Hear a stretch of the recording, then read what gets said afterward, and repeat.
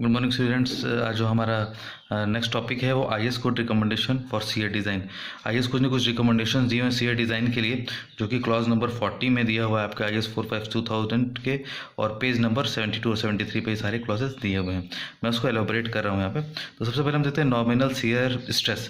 तो nominal shear stress के बारे में कोड ने बताया है कि नॉमिनल शेयर स्ट्रेस का जो रिकमेंडेशन है कोड का आई एस 452,000 का ये है कि nominal shear stress is in beam और slab of uniform depth is calculated by tau V बराबर V U upon B into D. ठीक, ये सब फॉर्मूला आप पहले भी देख चुके हैं। Tau V nominal shear stress है, वी यू क्या है, shear force due to design load है, B width of the beam है, डी इज इफेक्टिव डेप्थ। ये तो है यूनिफॉर्म डेप्थ के लिए। जब आएगा वैरिंग डेप्थ, मतलब वैरिंग डेप्थ का मीन्स ये हो गया कि वैरिंग डेप्थ जैसे ये हो गया, this is varying depth, this depth is varying, ये डेप्थ आपकी वैरी कर रही है। तो उसके लिए आपका जो ये फॉर्मूला आएगा टाउ वी का, वो क्या हो जाएगा, V U plus minus M U divide by two tan beta divide by B into D. अब इसमें एम जो है आपका bending moment of the section है, बीटा है angle of the top and bottom edge of the beam. ठीक, बाकी सब कुछ आपको वेल नोन है पहले से ही। अब बात आता है कि पॉजिटिव और निगेटिव हम कब लेंगे, पॉजिटिव और निगेटिव हम कब लेंगे। तो negative sign in formula is applied when the bending moment increases numerically in the same direction as the effective lift increases. मतलब बेंडिंग मोमेंट जिस डायरेक्शन में इंक्रीज करेगा, अगर निगेटिव साइन हम वहाँ लगाएंगे जब बेंडिंग मोमेंट जिस डायरेक्शन में इंक्रीज करेगा उसी डायरेक्शन में हमारा इफेक्टिव डेप्थ भी इंक्रीज करेगा, तो वहाँ निगेटिव हो जाएगा। और सेम इसका वाइस वर्सा, जब बेंडिंग मोमेंट डिक्रीज करेगा और डेप्थ डिक्रीज करेगा सेम डायरेक्शन में, तो वहाँ पे पॉजिटिव पॉइंट हो जाएगा। तो ये जो हमारा रिकमेंडेशन था वो नॉमिनल शेयर स्ट्रेस के लिए था। एक ये है, ये आपका यूनिफॉर्म डेप्थ के लिए, और this is for varying depth. अब जो इसमें अगला रिकमेंडेशन है वो design shear strength of concrete, tau C के लिए design shear strength of concrete. तो design shear strength of concrete हम पहले भी निकाल चुके हैं।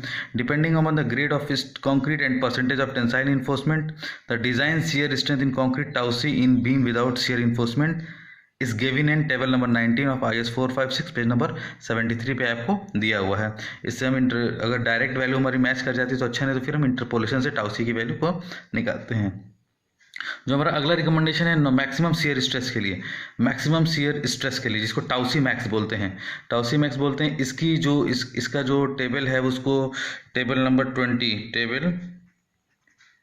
20 में इसकी वैल्यू दी हुई है, जो कि भी मैं आगे आपको शो करूंगा। इसमें 3 कंडीशन है, ध्यान से जरा देखा जाए। कंडीशन 1 जो है, इफ टाउसी, अब इसमें पहले ये हम डिफाइन कर लेते हैं कि क्या टर्म क्या है। टाउवी को हम नॉमिनल शेयर स्ट्रेस बोलते हैं, टाउसी को हम design shear stress of concrete बोलते हैं, टाउसी मैक्स को maximum shear stress in concrete बोलते हैं। तब आते हैं अपने पहले कंडीशंस की तरफ। Tau C is greater than tau V, यानी design shear strength of concrete जब ज़्यादा हो जाएगा नॉमिनल से, then no need of shear reinforcement to provided, कोई जरूरत नहीं है हमें शेयर इन्फोर्समेंट की प्रोवाइड करने की, बस हम यहाँ पे नॉमिनल शेयर इन्फोर्समेंट प्रोवाइड कर सकते हैं। अगली कंडीशन, अब इसका जस्ट रिवर्स, पहले का just reverse, tau is greater than tau C, then provide shear reinforcement in the form of stirrups. हमको शेयर इन्फोर्समेंट यहाँ प्रोवाइड करना पड़ेगा in the form of stirrups. अब स्टीरअप वर्टिकल भी हो सकता है, इंक्लाइन भी हो सकता है, बेंट अप और इंक्लाइन दोनों हो सकता है, उसके लिए आगे हमको कंडीशन सभी पढ़ेंगे। And the third condition is tau is greater than tau C max. जब टाउसी मैक्स, जब टाउवी जो नॉमिनल शेयर स्ट्रेस है वो मैक्सिमम शेयर स्ट्रेस से ज़्यादा हो जाएगा, तो वहाँ पे सेक्शन हमको रीडिज़ाइन करना पड़ेगा, वहाँ पे हमको सेक्शन रीडिज़ाइन करना पड़ेगा। तब तक रीडिज़ाइन करना पड़ेगा जब तक कि टाउसी मैक्स की वैल्यू टाउवी से बड़ी ना हो जाए। तो ये हमारा मैक्सिमम शेयर स्ट्रेस के लिए कंडीशन था। अब आते हैं हम अपने नेक्स्ट, वही जो मैंने आपको बताया था कि मैक्सिमम शेयर स्ट्रेस, ये आपको टेबल नंबर 20 में है और पेज नंबर 73 पे ये आपको दिया हुआ है ये कोड में। ये ग्रेड ऑफ कंक्रीट है और टाउसी मैक्स की वैल्यू है, यानी M15 के लिए 2.5 न्यूटन पर mm स्क्वायर, M20 के लिए 2.8, इस सारी वैल्यू न्यूटन पर mm स्क्वायर है। M25 3.1, M30 3.5, M35 3.7 और M40 उसके अबव के लिए 4 न्यूटन पर mm स्क्वायर होता है। ठीक, ये वैल्यू टाउसी मैक्स की है, ये आपको आई एस कोड में टेबल नंबर 20 में दी हुई है। ठीक है, और पेज नंबर 73, पेज नंबर इसका 73, इसका भी पेज नंबर 73 है। अब आता है मिनिमम शेयर इन्फोर्समेंट। हम मिनिमम शेयर इन्फोर्समेंट क्या दे सकते हैं, तो ये आपका क्लॉज नंबर 26.5.16 में दिया हुआ है आई एस कोड के। ठीक है, इसमें कंडीशन क्या होती है कि जब टाउ सी की वैल्यू टाउ वी से ज़्यादा देती है, तो हमने क्या बोला था कि no shear reinforcement is to be design but minimum shear reinforcement is to be provided. यानी ये हमारा पहला वाला केस है, ये नहीं हमारा क्या है, ये पहला वाला केस यहाँ पे फॉलो कर रहा है। देखिए फर्स्ट केस यहाँ पे टाउ सी की वैल्यू ज़्यादा है, तो उस केस में सिर्फ हम क्या मिनिमम शियर इन्फोर्समेंट को प्रोवाइड करेंगे। मिनिमम शियर इन्फोर्समेंट का फॉर्मूला क्या था, A S B divide by B into delta B greater than equal to 0.4 divide by 0.87 F Y. ठीक, ये मिनिमम शियर इन्फोर्समेंट की कंडीशन होती है, याद रखिए फॉर्मूला बहुत इंपॉर्टेंट है। अब इसमें कौन सा टर्म क्या रिप्रेजेंट करता है, देखिए एएसवी जो होता है total cross sectional area of stirrups effective in shear. ठीक, डेल्टा भी क्या, spacing of stirrups along the length of the member, मतलब स्पेसिंग कितनी रखी गई है दो स्टीरप्स के बीच में। B is width of the beam, width of the beam. Fy characteristic compressive strength of steel in Newton per mm square which shall not be greater than 415 Newton per mm square। यानी जो हम shear में use करते हैं stirrups, share में जो हम stirrups use करते हैं उससे हमको पता चलता है कि उसकी वैल्यू 415 न्यूटन पर mm स्क्वायर से ज़्यादा नहीं आनी पाई। जो स्टीरप्स हम रीइंफोर्समेंट के रूप में यूज़ करते हैं उसकी वैल्यू 415 न्यूटन पर mm स्क्वायर से ज़्यादा नहीं होनी चाहिए। बहुत इंपॉर्टेंट रिकमेंडेशन है, इसको नोट कर लीजिएगा, दिस इज़ वेरी इंपॉर्टेंट। अब चलते हैं हम अपने नेक्स्ट रिकमेंडेशंस की तरफ। अब आता है मैक्सिमम स्पेसिंग ऑफ स्टीरप्स की, मतलब कितनी ज़्यादा, मतलब मैक्सिमम स्पेसिंग हम क्या दे सकते हैं अपने शेयर में। ठीक, तो पहला आता है वर्टिकल स्टीरप्स। अगर हम वर्टिकल स्टीरप्स यूज़ करते हैं तो इन case of vertical stirrups maximum spacing shall not be exceed 0.75 D और 300 mm whichever is less. यानी स्पेसिंग 0.75 डी और 300, इनमें से जो वैल्यू लेस होगी वो हम वर्टिकल स्टीरप्स के लिए हमारी स्पेसिंग होगी। ठीक, लेसर वैल्यू। अब अगर हम इंक्लाइंड देते हैं तब क्या होगा, in case of inclined stirrups at 45 degree, अगर 45 डिग्री पे इंक्लाइंड है तो the maximum spacing should not be greater than D is effective depth और 300 mm whichever is less. यानी डी इफेक्टिव डेप्थ है यहाँ पे और 300, इन दोनों में से जो लेस होगा वो हमारा स्पेसिंग होगा। ठीक है, अब बढ़ते हैं हम नेक्स्ट अपने डिज़ाइन ऑफ शियर रिइंफोर्समेंट की तरफ। डिज़ाइन ऑफ शियर रिइंफोर्समेंट, कि अब हमको जब शियर रिइंफोर्समेंट डिज़ाइन करना पड़ेगा तो कंडीशन हमारी सबसे पहले क्या है कि नॉमिनल शियर स्ट्रेस की वैल्यू टाउ सी से ज़्यादा होगी। ठीक, तो shear reinforcement is to be provided and can be provided in following forms. Shear reinforcement हम प्रोवाइडेड करेंगे और किस फॉर्म में प्रोवाइड करेंगे, वर्टिकल स्टीरप्स में भी दे सकते हैं और bent up bar along with stirrups, bent up bar के साथ भी मिक्स करके हम दे सकते हैं। ठीक है, तो अभी इसको ये ऊपर वाला स्टेप्स को देखने से पहले हाँ इसे हम देखते हैं। Compare view and VC, compare view and VC. View हमारा फैक्टर शियर फोर्स है और वीसी हमारा क्या है, shear resistance of the concrete, shear resistance of the concrete section, कि हमारा कितना वो जो कंक्रीट जो हमारा सेक्शन है वो कितना शियर को रजिस्ट कर लेगा वो हमारा वीसी बताता है। क्या बताता है, वो वीसी बताएगा। ठीक, और व्यू हमारा फैक्टर शियर फोर्स है। तो अब कंडीशन क्या आती है कि कब हमको शियर इन्फोर्समेंट डिजाइन करना पड़ेगा। एक तो पहली condition tau is greater than tau C हो जाएगा। Second is V U is greater than V C, मतलब fact V U is greater than V C. V C हमारा क्या है, shear resistance of the concrete section और V U factor shear force. Then provide shear reinforcement for resisting the design shear force. जो हमारा design shear force आ रहा है उसको resist करने के लिए हमको शियर इन्फोर्समेंट प्रोवाइड करना पड़ेगा। तो डिजाइन शियर फोर्स हमारा क्या है, व्यू एस। तो व्यू एस कैसे निकालेंगे हम, जो वैल्यू बड़ी है उसमें से छोटी वाली वैल्यू घटा देंगे। तो बड़ा इसमें कौन है, व्यू, व्यू में से हमने वीसी घटा दिया। तो अब देखिए व्यू का जो फॉर्मूला आप यहाँ पे देखिए, व्यू बराबर आप लिख सकते हैं tau V B into D minus tau C B into D, ये हो गया। ठीक, अब आप पूछेंगे ये आप इसकी value tau V B into D, आपने फॉर्मूला पढ़ा था टाउ व्यू बराबर VU divide by B into D, अपने फॉर्मूला पढ़ा था। अब आप चेंज कर लीजिएगा, व्यू की वैल्यू में क्या हो जाएगी, tau V B into D. अब जब इसको हम सॉल्व करेंगे तो व्यू एस की वैल्यू क्या हो जाएगी, इसमें से बी डी कॉमन हो गया तो tau V minus tau C B into D. ठीक है, हमारा व्यू एस क्या है, हमारा व्यू एस क्या है, design shear force, design force है जो हमारा क्या है, डिजाइन फोर्स है। अब आते हैं इसमें स्पेसिंग की बात। जब हम इस शियर इन्फोर्समेंट हमने प्रोवाइड कर दिया, डिजाइन शियर फोर्स निकाल लिया, तो अब इसके स्पेसिंग्स की बात आती है। तो स्पेसिंग्स में बात ये आती है कि स्पेसिंग तो हम दे रहे हैं पर वहाँ कौन सा स्टीरप्स यूज़ कर रहे हैं, वर्टिकल यूज़ कर रहे हैं, बेंटअप यूज़ कर रहे हैं, क्या यूज़ कर रहे हैं। तो if we are using vertical stirrups, the spacing of vertical stirrups, find out this formula, VS equal to 0.87 FY divide by ASB divide by into D divide by delta B. Same चीज़, FY क्या है, characteristic strength of stirrups है, ASB total cross section of stirrups flex है, delta V spacing of stirrups along the length of the member और D is effective depth, ये हम पहले भी डिफाइन कर चुके हैं। ठीक, अगर हम बेंट अप बार देते हैं तब क्या होगा, बेंट अप बार अगर हम लोग देते हैं तो shear force taken by bent up bar is calculated at, अगर हम बेंट अप बार दे रहे हैं तो शियर फोर्स जो हमारा कैलकुलेट हो उसको वी डब्ल्यू एस हमने डैश दे दिया बेंट अप बार के लिए, उसका फॉर्मूला होगा 0.87 ASB into sine alpha, sine alpha, alpha जो एंगल बनेगा जो बेंट अप बार का जो हम एंगल देंगे वो साइन अल्फा हो जाएगा। ठीक है, अब जो व्यूएस है जो डिज़ाइन, ये व्यूएस किसके लिए है, ये बेंट अप बार के लिए शियर फोर्स है, तो ये ऐसा कहता है, ऐसा होता है कि व्यूएस जो डैश होता है VUS डिवाइड बाई 2, मतलब इससे ज़्यादा नहीं होना चाहिए, इससे ज़्यादा जो VUS की वैल्यू, जो बेंट अप बार्स की वैल्यू है, अगर मान लीजिए बेंट अप बार की कोई वैल्यू है तो वो VUS जो हमारा डिज़ाइन फोर्स है उसके दोगुनों से ज़्यादा नहीं होनी चाहिए, VUS डिवाइड बाई 2 से ज़्यादा नहीं होनी चाहिए। Angle between the bent up bars and member in axis alpha is greater than और इक्वल टू 45 डिग्री, ये जो अल्फा की एंगल होगी वो या तो 45 होगी या 45 से ज़्यादा होगी। तो ये हमारे कुछ IS कोड रिकमेंडेशंस थे जिसके बिहाफ पे हम अपना न्यूमेरिकल को आगे फॉरवर्ड करेंगे। तो आज के वीडियो में बस इतना ही रहेगा, क्योंकि ये मैंने सारे रिकमेंडेशंस मैं आपको फिर से एक बार शो ऑफ कर देता हूँ, दिखा देता हूँ कि मैंने पहले नॉमिनल शियर स्ट्रेस बताया, उसके 2 केसेस बताए, जब एक डेप्थ यूनिफॉर्म रहेगा तब उसके लिए ये फार्मूला, वेरिंग रहेगा उसके लिए ये formula. Then after we will discuss tau C already हम पहले भी कई स्टेप्स में डिस्कस कर चुके हैं, उसकी टेबल से निकालते हैं, टेबल नंबर 19 से। फिर मैक्सिमम शियर स्ट्रेस क्या कंडीशंस होती हैं, किस कंडीशंस में हम प्रोवाइड करते हैं shear reinforcement.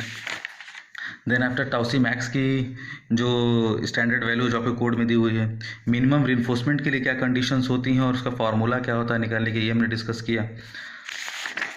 Then after we discussed maximum spacing of the stirrups, अगर वर्टिकल स्टीरअप्स है तो क्या होगा, इसमें इंक्लाइंड होगा तो क्या होगा। फिर बात ये आती है कि ये तो नॉर्मल के लिए है, जब हम डिज़ाइन शियर इन्फोर्समेंट करेंगे के बाद हमको अब ये पता चल गया कि हमारा शियर इन्फोर्समेंट डिज़ाइन करना है तो उसके लिए क्या क्या कंडीशंस होती हैं, किस फॉर्म में उसको हम डिज़ाइन करते हैं, ये हमने बताया। देन आफ्टर वी कंक्लूड कि डिज़ाइन फोर्स क्या होगा, फिर डिज़ाइन फोर्स में अगर हम शियर इन्फोर्समेंट यूज़ कर रहे हैं तो उसके लिए हमारे वर्टिकल स्टीरअप्स और बेंट अप बार्स यूज़ कर रहे हैं तो उसके लिए स्पेसिंग हम कैसे निकालेंगे। अब हम अपने नेक्स्ट लेक्चर में design steps of shear enforcement पढ़ेंगे। डिज़ाइन गुड मॉर्निंग स्टूडेंट्स, हमने लास्ट अपने वीडियो में पढ़ा था कि शियर IS कोड रिकमेंडेशंस हमारे क्या क्या हैं शियर इन्फोर्समेंट डिज़ाइन के लिए, तो सारे रिकमेंडेशंस हमने पढ़े थे। तो उस रिकमेंडेशंस के बाद मैं आपको design steps of shear reinforcement ला रहा हूँ, जो कि एकदम उसका समझ लीजिए उसका जो पूरा उस वीडियो का जो समरी है वो इसमें मैंने आपको डाल दिया है कि कैसे कैसे स्टेप वाइज हम जाएंगे और अपने न्यूमेरिकल को सॉल्व करेंगे, क्योंकि रिकमेंडेशन हमारा बहुत बड़ा है, कई चीज़ें हैं। अब उसको हमने पूरी समराइज वे में यहाँ पे लिखा है कि आप कैसे स्टेप्स को फॉलो करेंगे और अपना न्यूमेरिकल आप लगाएंगे।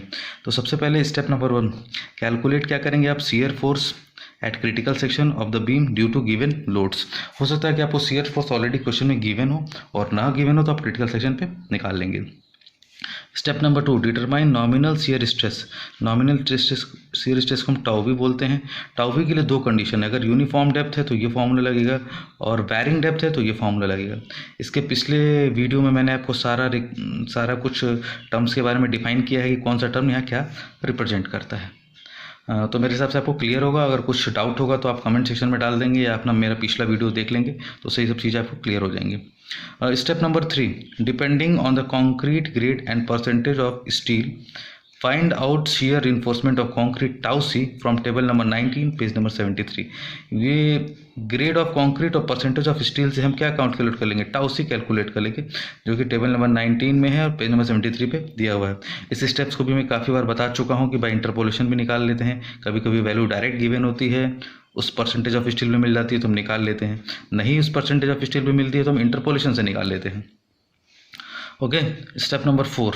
स्टेप नंबर 4 में सबसे पहले हम क्या करेंगे, टाउ वी जो कि नॉमिनल शियर स्ट्रेस है और टाउ सी डिज़ाइन मैक्सिमम शियर स्ट्रेस है।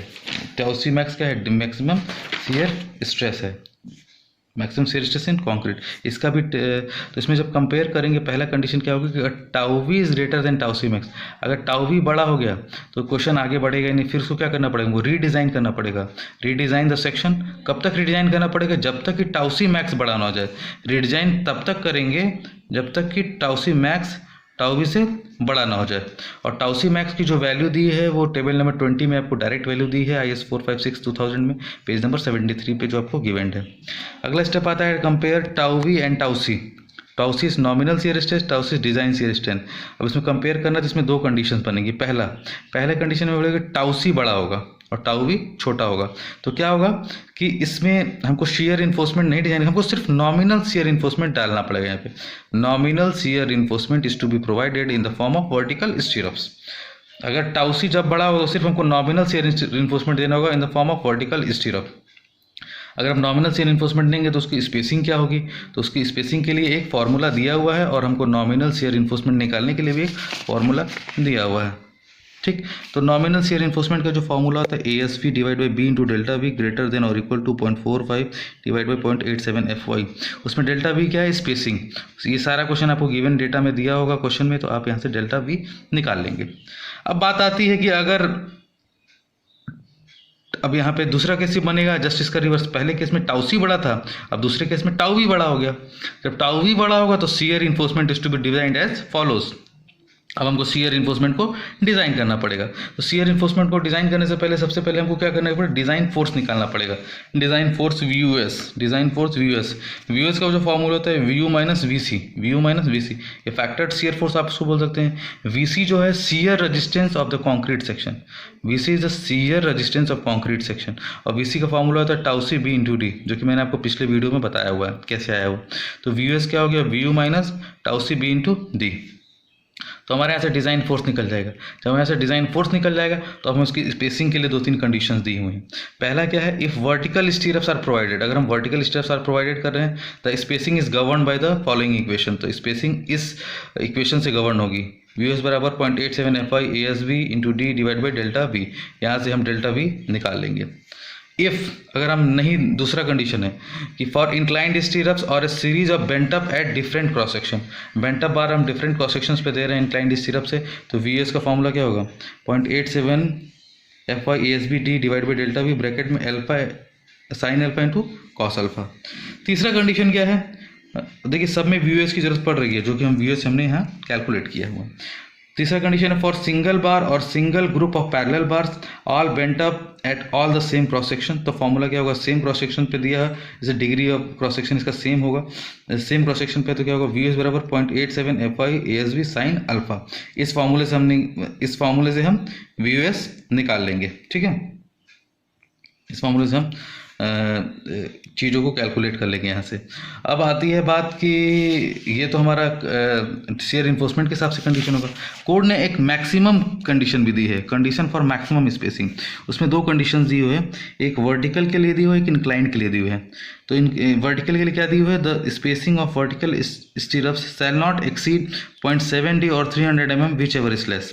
अगर वर्टिकल स्टीरअप्स दे रहे हैं हम तो 0.75 D और 300 mm में से जो वैल्यू है मिनिमम आएगी वो हमारी मैक्सिमम स्पेसिंग को रिप्रेजेंट करेगी। ठीक, इसमें कंडीशन ये भी दी हुई है कि it should also not be less than spacing of stirrups as required by nominal shear reinforcement. मतलब ये है कि इसकी स्पेसिंग इतनी कम नहीं होनी चाहिए जितना कि हमको जरूरत है नॉमिनल के लिए। ये भी बात का ध्यान रखना है कि स्पेसिंग इसकी इतनी कम नहीं होनी चाहिए कि जितना आपको नॉमिनल में ज़रूरत है।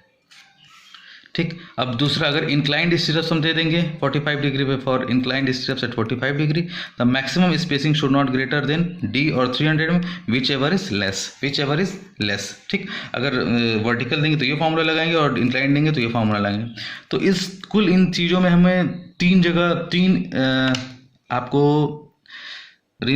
आपको जो निकालना है वर्टिकल स्टीरअप्स, इंक्लाइंड स्टीरअप, जो स्पेसिंग हमको निकालनी है 3 जगह से निकलेगी। पहला स्पेसिंग निकलेगा, मैं आपको बता दे रहा हूँ, पहला स्पेसिंग निकलेगा मिनिमम शियर इन्फोर्समेंट से। फर्स्ट स्पेसिंग जो हमारा निकलेगा मिनिमम शियर इन्फोर्समेंट से निकलेगा। दूसरा इसमें से कहीं निकलेगा हमारे अगर ये केस फॉलो करता तो यहाँ से, अगर ये केस फॉलो करता तो यहाँ से दो स्पेसिंग हो गई, और तीसरी स्पेसिंग यहाँ से निकलेगी। अगर वर्टिकल दिया हो तो ये स्पेसिंग होगा, इंक्लाइंड है तो ये स्पेसिंग होगा। अब 3 स्पेसिंग्स आपको न्यूमेरिकल में निकलेंगी, तो उसमें से जो सबसे मिनिमम होगा उस स्पेसिंग को आप अपने क्वेश्चन में अडॉप्ट करेंगे, जो कि मैं आपको नेक्स्ट वीडियो में जब आपको न्यूमेरिकल डालूंगा तो उसमें आपको वो चीज़ें एकदम पूरी तरह क्लियर हो जाएंगी। तो आप इस थ्योरी को एक बार आप IAS कोड रिकमेंडेशंस को पढ़ लीजिए, देन आफ्टर डिज़ाइन स्टेप्स को देख लीजिए। मैं नेक्स्ट वीडियो में न्यूमेरिकल डालूंगा, उसमें आप देख लीजिएगा, आपको सारी चीज़ें 1 बाय 1 क्लियर हो जाएंगी।